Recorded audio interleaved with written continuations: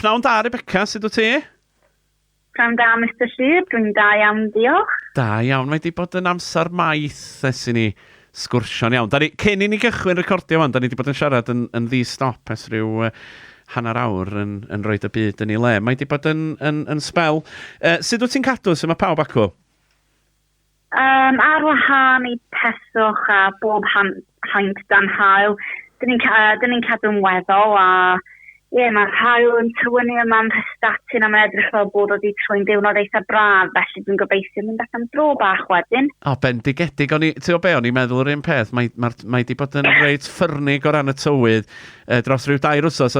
Dwi'n fflio drons, fel ti'n gwybod, a dwi wedi cael dron newydd, a dwi wedi methu fflio fo am bod y tywydd wedi bod mor ofnadwy, so ella na I fynd am dro bach nes ymlaen pnawn 'ma hefyd.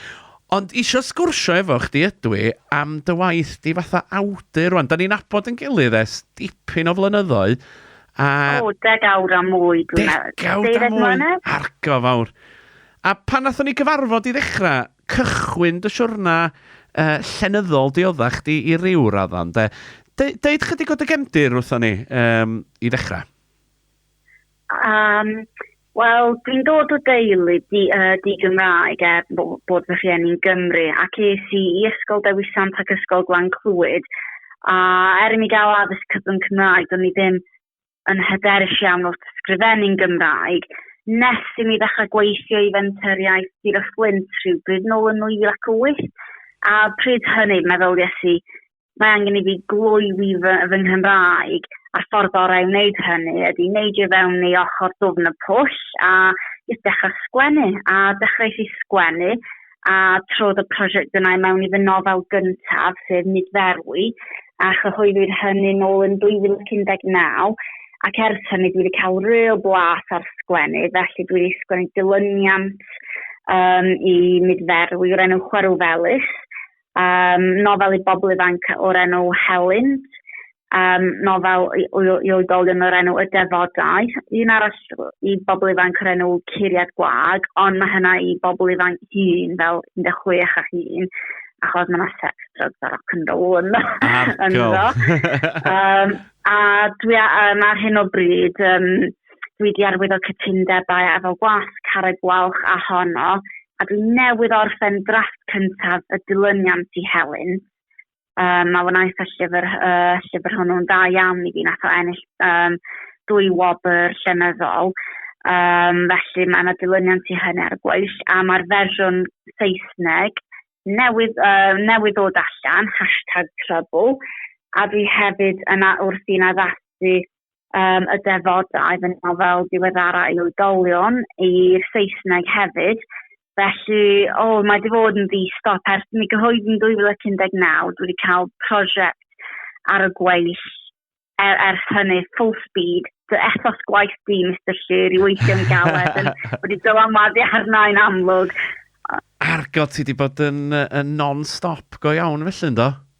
Yn llythrenol mae'n sydd I ni orffen a meddwl dyna ni gael hwy fach rwan dwi'n cael golygydd arall yn cysylltu'n dweud ble wyt ti arni efo prosiect nesaf, oes gen ti syniad a mae wedi bod wir yn braint I gael cyhoeddi gymaint o lyfrau ac I gael cefnogaeth gan Cyngor Llyfrau Cymru a gwasg Carreg Gwalch a gwasg honno a gwasg Gomer dyna pan fi mor brysur achos dwi'n mynd at gwahanol gweith ac yn gweithio efo mwy nag un ar yr un pryd ond dwi'n berson weithgar a dyma fy newis I ydi bod yn brysur o hyd a dwi'n mwynhau cael rhywbeth I anelu at o hyd. Waw, ffantastig. Wel, llongyfarchiadau mawr I chdi I ddechrau, cos fel o'n i'n dweud, o'n i'n nabod chdi pan o'ch chdi'n cychwyn y siwrna yma, dwi mor falch o dy lwyddiant di, yna. Dyfal dong Cydyr y Garreg, meddyn nhw'n da, Rebecca? Pan oedd y tîm fer nabod I, oeddwn I wedi dod o fewn trwch blewyn sawl gwaith o gael llyfr di derbyn gan wasg, ond o'n i'n dechrau di gael oni a yn fi am wedyn ar ôl I ni gyfarfod newidio pethau a nes I dechrau sgwennu o ddifri a ti wedi bod yna, ti'n nabod fi ers cyn I fi dechrau sgwennu mewn ffordd a ti wedi gweld pethau yn gweithio dros yr hir dymor I fi. Diolch i ti am dy gefnogaeth hefyd, achos ti wedi bod yn cheerleader cyson i fi mynd, pryna llyfrau hi, go on. Nes i, beth yw'r gair, dedicatio, llyfr i ti, ti'n gwybod be, a oedd hynna'n special, ond o'n i'n deitha chdi cyn i fi recordio, dwi'n teimlo, dwi isio ailgysylltu efo narllan ni hefyd, so o'n i'n darllen gymaint blynyddoedd maith yn ôl, a dwi'n gwybod beth sydd, dwi'n gwybod, falle bod yr oes di newid, neu falle bod fi'n chwilio am esgusodion, dwi'n gwybod, ond o'n i'n siarad efo Sian Llywelyn os ystwyth am y peth, hithan ffrind agos i fi, a newid gyhoeddi llyfr ac un arall ar y ffordd, ac o'n i fatha, oedden ni'n sôn, mae darllen jyst yn rhywbeth, ti'n gallu denig i fyd gwahanol yn dweud, ti'n creu bron iawn feda'r llyfr fod yn bew ti isio fo fod fel darllenwr yn gall? Gall, a dwi'n meddwl y broblem heddiw ydy, yn mor hawdd i sbio ar sgrin dy ffôn neu bliniadur a gwastraffu amser, a dwi'n gwneud hynny. A wedyn ti'n meddwl, allan ni dechrau llyfr newydd, ond yn lle dwi'n sbio awr yn sbio ar ryw fforwm neu Facebook neu Twitter, a dyna ddim yn brofiad ymlaciol sydd yn mynd ati rhyw arall fel mae eistedd i lawr efo llyfr da. Felly dwi'n cytuno, dwi'n meddwl fod yn hynod bwysig i ni wneud amser i eistedd i lawr a chodi llyfr a peidio treulio'n holl amser yn sbio ar sgrin. A mae hynny'n amwedig o wir i fi, achos dwi'n gyfieithydd yn fy ngwaith a dwi'n sgwennu, felly dwi'n treulio gormod amser hefo sgrin o flaen fy llygad beth bynnag, so dwi ddim yn fan mawr o Kindles neu e-ddarllenwyr. Dwi'n licio llyfr, glasiad o gin a eistedd ar y soffa ac yn watcho.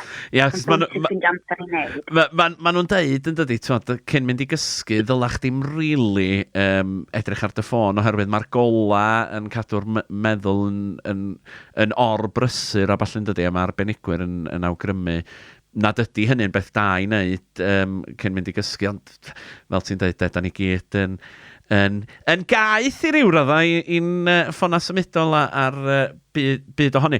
Be nath dy ysbrydoli di i sgwennu, a pa fath o bethau, pa fath o themau sy'n rhedag drwy dy nofela di? Wel, mae hynny'n mynd i swnio'n eitha pretentious mae gen i ofyn, ond just ers mi bod yn ifanc iawn, o'n i wrth fy modd yn dweud straen yn dyfeisio cymeriadau. Oedd gen i fel llu o My Little Ponies, a mi oedd gan bob un ohonyn nhw fel cymeriad ac enw, a fyddwn mynd â nhw ar anturiaethau bach gwmpas y stafell wely.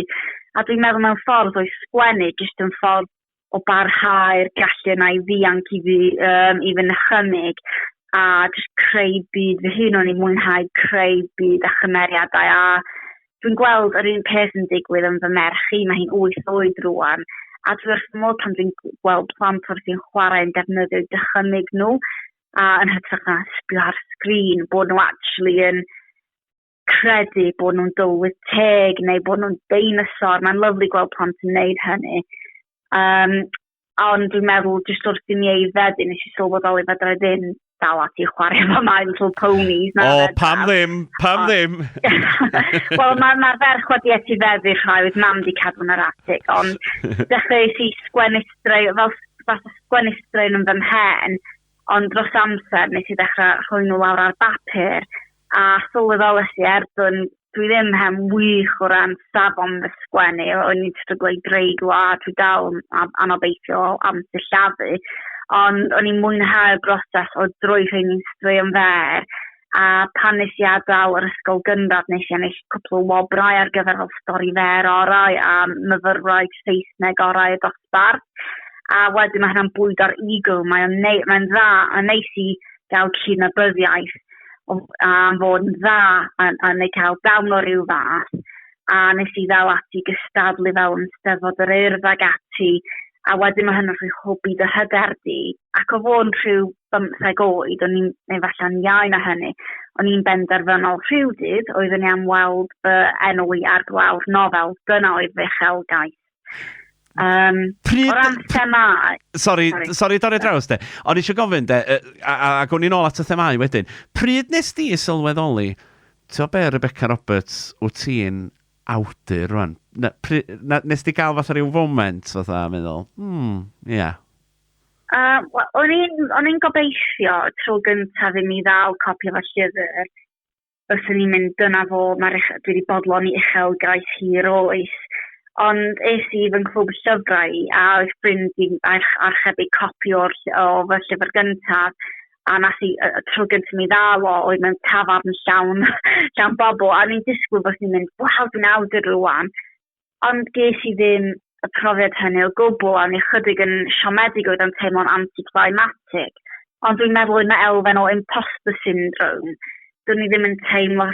A mae'n teimlo rhywsyd fod o'r llyfr yna'n perthyn i fi. A weithiau mae'n anodd disgrifio'n weithiau, a hyn oedd pan ti'n cerdded i mewn i'r llyfrgell a gweld y lyfrau ar silffwy. Dwi ddim yn teimlo fel bod nhw'n perthyn i fi rhywsyd. A pan mae pobl yn canmol dy waith ac yn dod i fyny ac yn dweud, nes i fwynhau'r stori yna. Dwi ddim yn teimlo fod nhw'n siarad am dy waith fi. Ond weithiau, os na i godi fel copi o'r llyfr, weithiau gai munud pan dwi'n sbio arno yn meddwl, nes i greu hynny, just yn fy mhen. A mae allan llyfr mewn siop lyfrau rwan. Dwi'n cael rhyw wefr fach pryd hynny.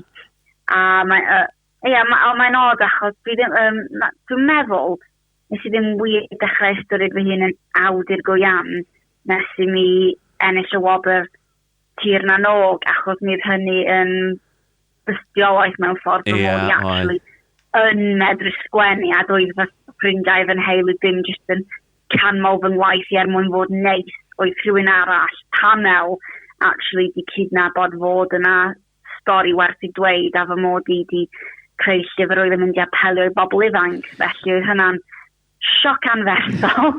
Dwi'n ddim yn disgwyl ennill achos o'n i gadael yn erbyn Manon Steffan Bos ac Angharad Thomas ond dyna pryd dechrau sy'n meddwl, dwi ddim yn anobeithiol felly, dydy pobl ddim jyst yn bod yn gwrtais, dwi yn medru sgwennu i ryw raddau. Ond mae hynna'n hyder i fod yn frwydr oes i fi, a dwi'n meddwl efallai mae'r imposter syndrome yn dal i fod yn broblem, a mae rhaid i mi stopio hynny a mynd, na, ti yn awdur, a fysa nhw ddim yn cyhoeddi dy waith, tasa ti ddim yn sgwennu'n iawn. Na, ac erbyn hyn, o'ch ti'n sôn am rei enwa, da ni gyd yn gyfarwydd â nhw yng Nghymru. A ti'n gwybod, maen nhw'n gyfoedion i chdi erbyn hyn, na wyt ti wedi gwneud lot o waith lle wyt ti wedi bod yn gwneud cyflwyniadau falle ar y cyd efo bobl fel hyn. So, wyt ti yna efo nhw i gyd erbyn hyn, a chdi'n gweithio fo mentra iaith yn dod at blynyddoedd yn ôl pan nathon ni gyfarfod. A erbyn hyn, mae'r mentra iaith yn gofyn i chdi fel awdur i ddod i siarad efo bobl a falle. Mae rai bo hynny'n yn destun balchder i chdi erbyn hyn. Ydy, a mae'n diddorol bod ti wedi sôn am fy mod i'n bod fel awdur yn eraill yn gyfoedion i mi, achos dwi'n meddwl i gychwyn oedd nath o cymryd dipyn o amser i fi gweld nhw fel cyfoedion yn hytrach na mentoriau posib neu awduron go iawn, a fi oedd y cyw awdur oedd efo un llyfr, ac efallai trwy sgwennu gymaint, dwi'n trio profi rhywbeth i fi hun, ti'n gwybod fy mod i yn medru sefyll ochr yn ochr efo awduron mwy adnabyddus. Ond dwi'n meddwl, y mwy am byd dwi'n neud digwyddiadau lle dwi'n cael gwahoddiad i fynd i mewn i fel grwpiau merched y wawr neu ysgolion, haws am byd ydi o i dderbyn fy mod i'n awdur go iawn fel petai. A ges i fraint mawr o gafodd i darlith gwyl Daniel Owain yn ddiweddar, a fi ys i'n rhan o'r bwysgor oedd yna fe trefnu'r gwyl, a dwi'n cofio eistedd mewn llyfrgell y Wyddgrug a gwrandaddyn nhw'n trafod trio cael fel Gito Dafydd a Jerry Hunter a eto awduron go iawn a meddwl o'n i'n genfigennus ac yn meddwl rhyw dydd efallai gai ddod nôl a gwneud y darlith fy hun ond mwy na thebyg fydd o ddim yn digwydd felly oedd mynd yn ôl a trafodu'r darlith yng Nghapel Bethesda oedd o'n teimlo arbennig iawn, oedd o'n noson arbennig iawn i fi. A dwi wir yn ddiolchgar pan mae pobl yn dod i fyny ac yn dod i ddigwyddiadau fel hyn, neu ges i swpw o lythyrau gan ddisgyblion ysgol Gwan Clwyd ar ôl i mi wneud gweithio efo nhw. A o'n i bron mewn dagrau achos mae jyst yn profiad mor od ond mor arbennig. cael problem dweud bod fy ngwaith wedi cael effaith o ryw fath arnyn nhw. Neu bod nhw jyst di mwynhau fy llyfrau. Mae'n fraint anferth i fod yn awdur a dwi wir yn diolchgar i bawb sy'n prynu neu'n 50 copiau o fy llyfrau. A ti'n gwybod, y syniad na o bosib, wel, dim o bosib, bo chdi wan yn dylanwadu ar ella yr chdi ifanc oedd yn bodoli mewn ysgol unwaith fel petai, de?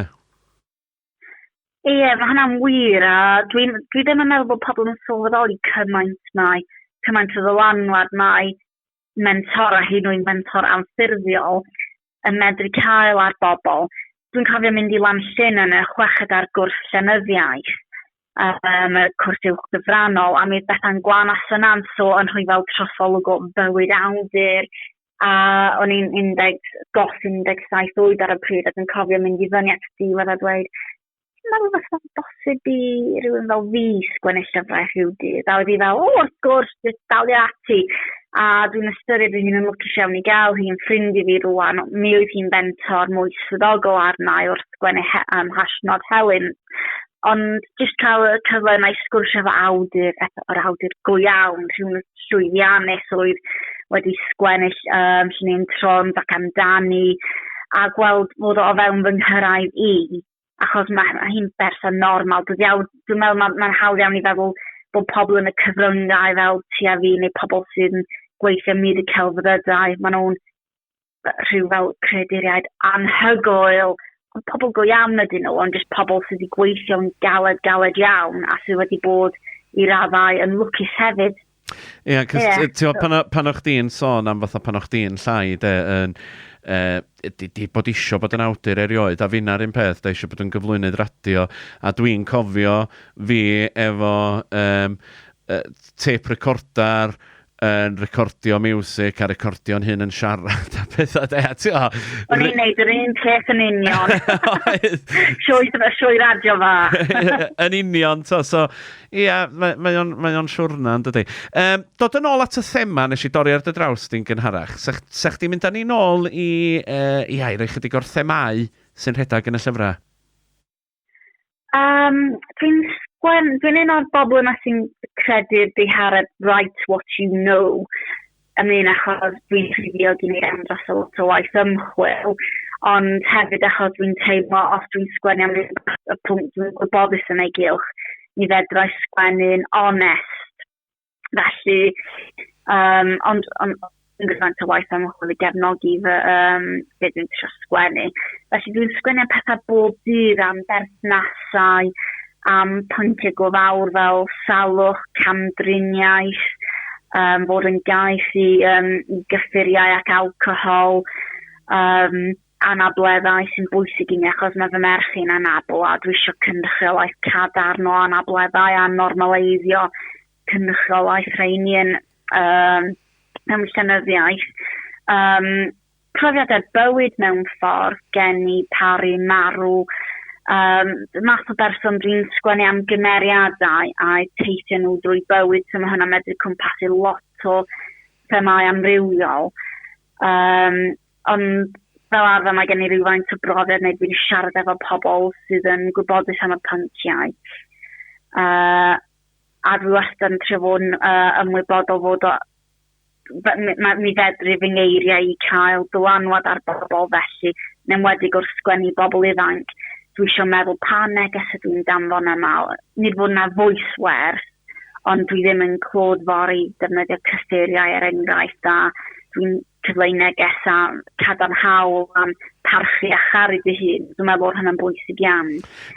Felly, lot o themau, ond dwi'n feminist i'r carn, felly mae wastad golgwydd feminist i fy ngwaith hefyd. Os a gyfrifoldeb yn dod efo bod yn awdur? Oes, dwi'n siŵr fes rhai awduron yn anghytuno efo fi a dweud maen nhw'n creu celf a maen nhw'n rhydd i fynegu unrhyw safbwyntiau.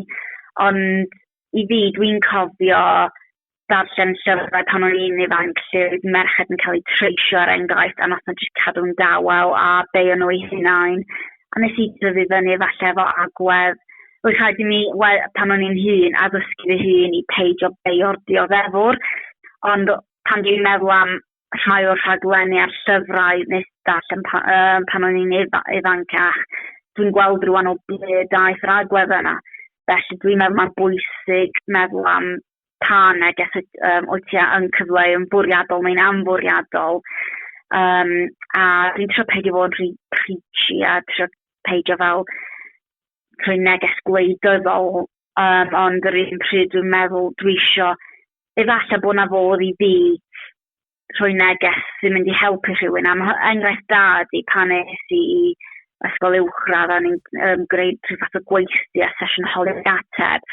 A dwedodd rhywun ar ôl darllen Delivery #Helen, dwi'n gwybod be bynnag dwi'n mynd drwy yn fy mywyd, does dim rhaid i fi fynd drwy o ar ben fy hun. A neges y llyfr yna ydi peidiwch a diodde'n dawel. Felly nes i feddwl, mae hwnna'n arwydd fy mod i fi llwyddo. Os ydy un person yn cael ei bwlio ac ar ôl darllen helynt yn mynd at athro neu at ffrind neu at ei rieni ac yn gofyn am gymorth, wel mae'r stori di llwyddo.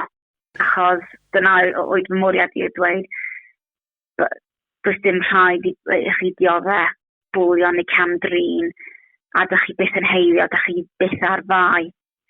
Dyna'r math o neges dwi eisiau cyfleu'r byd. A da ni'n byw mewn oes rwan lle mae lot haws o bosib i bobl siarad yn agored. Mae'n cael ei annog rwan, dydy, bod ni yn siarad yn agored, ond da ni'n dod o genhedlaeth, dwi'n swnio'n hen yn dweud hynna, Rebecca, ond da ni'n dod o genhedlaeth lle doedd hynna ddim yn digwydd gymaint o mae o rwan yn dydan. Na, a mae yna amser oedd yn fy mywyd i pan o'n i'n arddegau. Ges i profiadau anffodus, profiadau nath gadw marciau arna i yn feddyliol. A ar y pryd nath o byth croesi fy meddwl i ddweud wrth fy rhieni nag i fynd at athrawon bod pethau rili erchyll di digwydd. A digwydd bod pan o'n i'n ysgrifennu dilyniant i #Helen. Dwi'n newid gwblhau'r draft gyntaf. O'n i'n trio dod i ryw fath o casgliad a mi oedd yn teimlo'n peth eitha anobeithiol achos dydy o ddim yn nofel efo diweddglo hapus sy'n cael pen y mwdl yn dwt. A nes i sylweddoli os oedd yna voice wers yn rhan o'r dilyniant, mae rhaid i ni siarad efo'n gilydd a dim ond trwy cydweithio fedrwn ni dod i ddatrysiad a helpu'n gilydd. A dwi'n credu hynny'n gryf iawn achos fel dweud ysdi, byddwn ni'n rhan o genhedlaeth lle, doedd o ti jyst ddim siarad am dy broblemau mewn ffordd agored. A dwi'n meddwl bod hynna'n bechod mawr a taswn ni di teimlo'r gallu i fynd at y rhieni neu athrawon a dweud, dwi'n cael amser rili anodd ar hyn o bryd. Falle fos ni ddim yn dioddau o broblemau hunan hyder fel oedolyn, efalla fos ni di bod lot mwy bodlon am ynghroen fy hun, a mae'n bechod i mi cyrraedd fy'n 30au i gyrraedd y pwynt yna, ac efalla tysa ni di cael cymorth yn pan o'n i'n iau, fos y stori di fod yn wahanol. Felly, falle dyna beth wrth rhaid sgwennu, di eisiau dweud wrth bobl eraill, does dim rhaid i chi gwneud yr un camgymeriadau a wnes i a fy nghenhedlaeth i. I'm going to turn to the English now, Rebecca. And I don't speak English very often, so you have to forgive me if I stumble. I'm talking to the author, Rebecca Roberts, who's published many books through the medium of Welsh. And, you're going to be writing Helynt now in English under the title Trouble. Is this the first English book, Rebecca, or one of many? No, I actually wrote another one, a novel for adults called Eat, Sleep, Rage, Repeat. And it's a novel about domestic violence and alcohol abuse, and not very light-hearted at all. But anyway, it came out during the first weeks of the first lockdown when there were no bookshops open, no libraries, and understandably we were all far, far more worried about of what was going on and about protecting people's health. So it vanished without a trace, really. And I always say to people, if you like my Welsh novels, you like stories about feisty female protagonists who are on a mission to change the world, you'll like Eat, Sleep, Rage, Repeat. but unfortunately sales have not been amazing. And then the publisher, of course, Sgwrs, I was one of their last published authors. They closed down not long after the book came out, so marketing it was an uphill struggle. So yes, so that book is kind of the one. I like to joke it's my best kept secret because hardly anyone's read it, but those who have enjoyed it. And then I've got #Trouble, which has just come out last week, so I'm really pushing it relentlessly on everybody at the moment. It's an adaptation of my award-winning young adult novel #Helen, which won the Tir na Nog and the Welsh Children and Young Persons Book of the Year award in 2021. So I'm thrilled to be able to be asked to translate that. And I'm currently working on a translation of another book that came out earlier this year in Welsh called Y diweddara, The Rituals, which so far has been well received. So I was really excited when the publisher, Honor, said, we've had people contacting us and reviewers saying it should be out in English, so how about it? And I went, yep, sign me up. So I'm halfway through 60,000 words. It's a very big translation job, but I'm enjoying revisiting the story. Wow. Is it, what's the process like? Because is it English you speak at home with your husband, or do you speak Welsh and English? Because you've got 2 children as well, haven't you? Are you a bilingual household? We are, and my husband's learning Welsh. He's doing he's just finishing the Sylvain, the foundation course, and he's signed up for next year's intermediate Welsh course. So he can actually speak a fair bit of Welsh. He's doing really well. And the children, we speak a sort of funny mix of English and Welsh, and it's probably incomprehensible to most people, but it depends entirely on the topic. If we're reading an English book and we're talking about dinosaurs, we're talking in English, but then we have some very sort of odd conversations where we're chattering away in a mixture of English and Welsh. And my kids are fascinated with the fact that there are so many other languages, and they're always asking me, what's my name in Italian, or how do you say this in Chinese? They just love the idea that you can swap languages so easily. So, we're a bilingual household, but probably, if I'm honest, probably a bit more English than Welsh at the moment because they're still learning. Yeah, high five to Andy for, sticking to it and, making progress. So is it like writing the book from new then, if you're doing it in English, as it was originally in Welsh, or was it originally in English, or is it literally like translating it, or is it like writing the book from new sort of thing? Well, it varies from author to author, but and the sort of the type of book that they're translating. But in my case, I find it's more like it's a translation.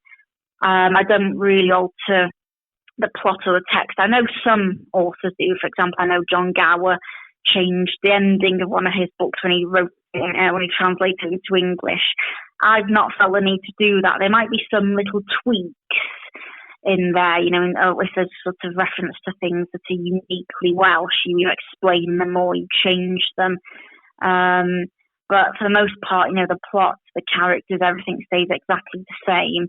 And but the voice of the character can change. It's odd how the language which is spoken can change according to the character can change according to the language. And for example, one of my books, diweddara, I tried writing it in English, and it just didn't work. It just didn't sound right. The character's voice wasn't believable.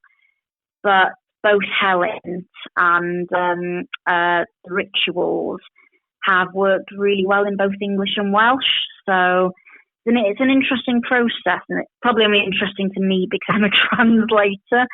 But I know it varies a lot according to your subject matter and your character's voice and how well that translates to another language.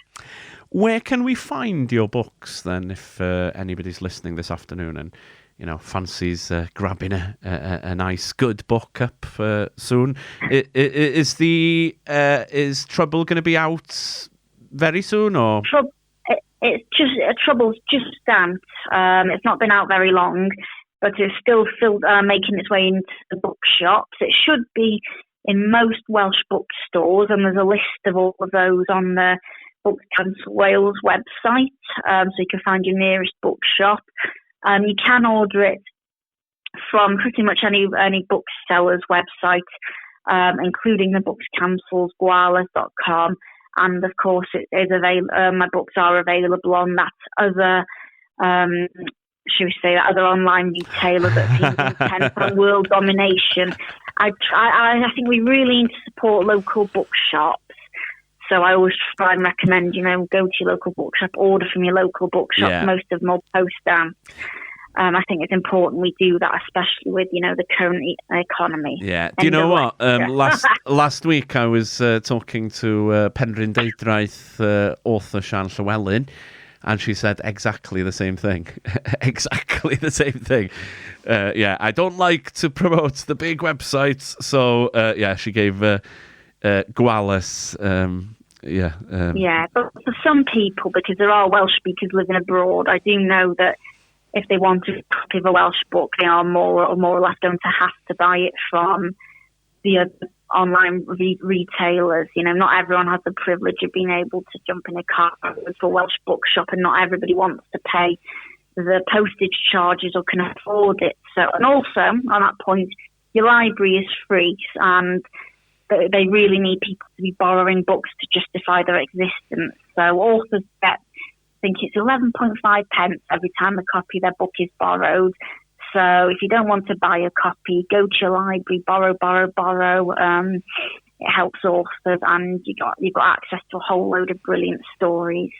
Fantastic bit of plugging going on there, Rebecca, but I like librarians. My local library service has been absolutely fantastic in supporting me, so I want to repay the favour. Hey, Shout out to Denbighshire Library Services. And Flintshire Library Services as well, they've been great. A Gwynedd ac Ynys Môn hefyd, wrth gwrs, ynde?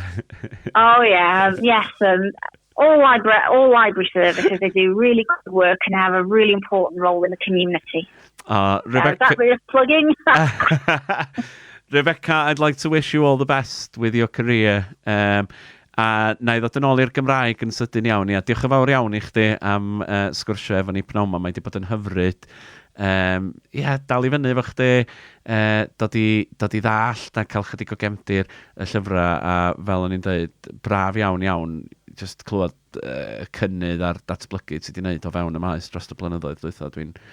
Dwi 'di deud hyn unwaith a mi ddeuda eto, dwi'n falch ofnadwy hwnna chdi a dy lwyddiant. A dwi'n teimlo'r un peth amdana TOs, ac efallai rhyw dydd nawn ni ymuno at ein gilydd I greu drama ar gyfer gyfres ar S4C. Sa hynny'n hyfryd yn bysa. So, nathon ni gychwyn yn perthynas yn gweithio efo'n gilydd ar wneud gweithdai ffilmio mewn ysgolion do, felly mae'r elfen ffilmio a falle di bod yn agos at galon y ddau o'n ni'n dydi ys nifer o flynyddoedd. So. A gofio'n hapus iawn o chwarae zombie feistog. Cynnau'n brosiect arbennig iawn. Un o hoff gofio'n fi o weithio i'r fentra iaith o gwneud y gweithdai a chael fynd get stuck in a helpu'r bobl ifanc. So, dwi'n braf gweithio efo ti, a diolch am gysylltu. Ei, dim problem. Dwi'n meddwl os ydy'r gwrandawyr adra hefyd, os yna nhw fynd ar y we o bosib YouTube a teipio mewn ffilmiau'r ffin, ella ddaw chydig o'n ffilmio ni fyny. Dwi'n siŵr os ydy'r wefan yn dal I fyny, ond fydden nhw... Nes I ffindio'r fideo, ti'n cofio ni'n ffilmio a dyma ffordd I ysgol Dyffryn Conwy. O, dwtad. Amarillo, Peter Kay, ynddo? Ie. Ie, nath ni ffilmio, mae hynna dal ar-lein. Oh, no way. Mae'n jyst yn gwneud I chwerthin bob tro dwi'n gweld, achos oedd y bobl ifanc mor frwd, a nath nhw tynnu'r pennaeth, yr holl adrannau ar ysgol gyda ni mewn i'r prosiect. Dwi'n really falch o hynny. rhaid i ti rwan rhannu'r dolen i aiden asffordd i ddysgu'n Conwy a dy dudalen di bobl gael gwerthfawrogi. Mae hefo sydd fel 10,000 o wylwyr. So, mae'n amser i amdywio hynny. Da iawn. A fel oedden ni'n deud, mae lot o'r bobl ifanc na di symud ymlaen hefyd i weithio yn y maes hefyd yn does. Mae hynny'n yn beth braf iawn i weld yn dydi? Ydy. Mae'n braf i weld nhw'n parhau efo defnyddio Gymraeg hefyd. Dwi'n gobeithio y gweithdau'n dangos fod o'n sgil mawr yn enwedig os ti eisiau gweithio yn y celfyddydau neu'r cyfryngau, achos dwi'n gweld faint o drafferth mae awduron Saesneg yn cael i marchnata gwaith a cyhoeddi gwaith newsau. A mae gymaint yn haws os dwi wedi gwneud defnydd o'r Gymraeg, felly dyna beth dwi'n dweud wrth pawb Cymraeg, use it or lose it. Mae'n agor drysau. Na fo, dyna'r gair ola felly gan Rebecca Roberts pnawn 'ma. Diolch Rebecca! Diolch yn fawr, hwyl. Ta-ra!